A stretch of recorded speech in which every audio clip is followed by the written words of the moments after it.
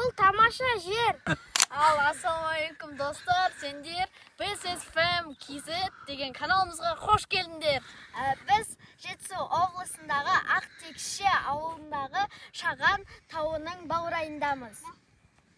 Табиғат өте күшті көрініп тұр мен үшін. Телефон ойнайтын балаларға бұл жақ телефон ойнағың келмей қалады бұл жақта.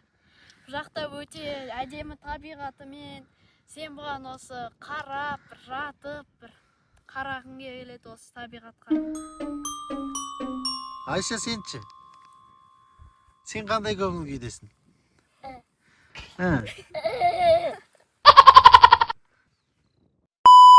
Ал біз қазір Шаған тауының баурайындамыз, осы Ақтекше ауылында. Бұл жақта өте күшті табиғат, міне өзі жап-жасыл жер, өте жақсы. Және осы тауларға шығып келуге болады. Табиғат мені өте ерекше таңғалдырды. Анан қараңдар, анан қарлы тау ғой. Неткен әдемі көрініс. Маған қатты ұнапты.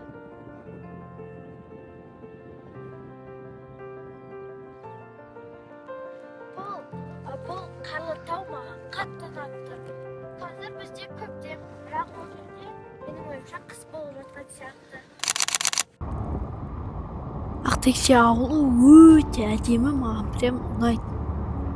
Соған баруды сендерге совет етем. Мұнда таңертең ерекше басталады. Таза ауа, салқын самал, көз алдында жасыл дала, алыста таулар, көктемде гүлдер, жайқалып, жазды күні шуға бәрін нұрға бөлейді. Осы барғаныңыздар күшті. Талдықорғанның бұл жасырын әдемі жері.